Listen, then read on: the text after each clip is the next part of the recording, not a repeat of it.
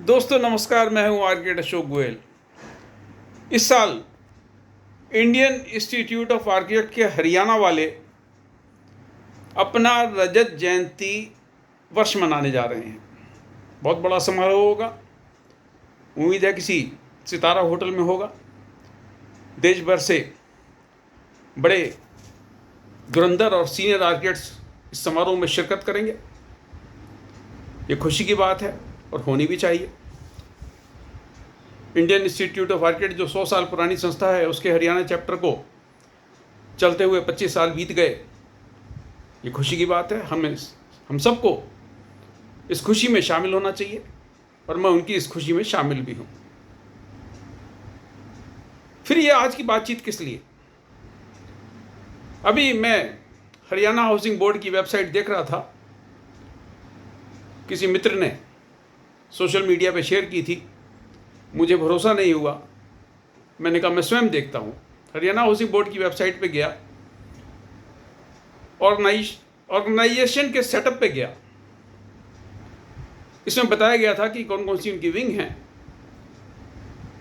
Civil engineering wing है, town planning है, architectural wing है। आर्किटेक्चरल विंग बड़ी रोचक है। उसमें लिखा है कि it is headed by a civil engineer, assisted by architects, assistant architects etcetera. बड़ी विचित्र बात है।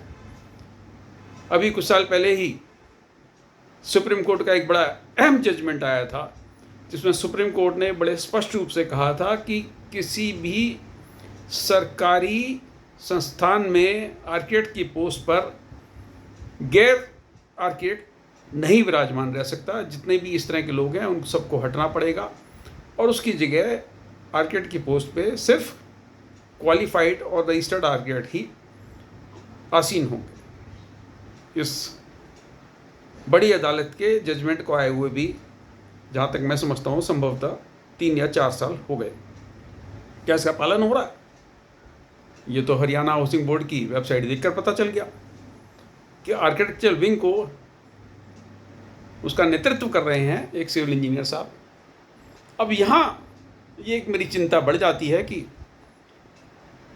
हरियाणा के आईआई वाले अपना रजत जयंती समारोह मना रहे हैं और हरियाणा के हाउसिंग बोर्ड में ही आर्किटेक्ट की पोस्ट पर एक सिविल इंजीनियर साहब विराजमान है।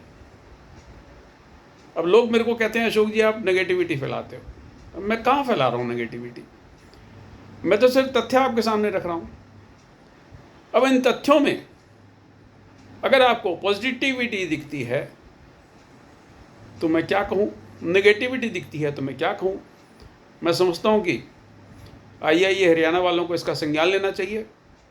आईआई की जो राष्ट्रीय बॉडी है, जिसका हेड ऑफिस मुंबई में है, जिसके प्रधान संभवतः दक्षिण भारत के हैं, उनको भी इस मामले को देखना होगा कि कैसे सर्वोच्च अदालत के निर्णय के बावजूद सरकारी पोस्टों पर, सरकारी संस्थानों में जो काम आर्किटेक्ट्स को करना चाहिए, जिन पोस्ट पे आर्किटेक्ट्स रहना चाहिए, वहाँ पर गैर आर्किटेक्ट कैसे है।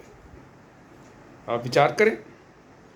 मैं तो रजत जयंती समारोह में जाने के लिए कुछ अच्छे कपड़े सिलवा लेता हूँ।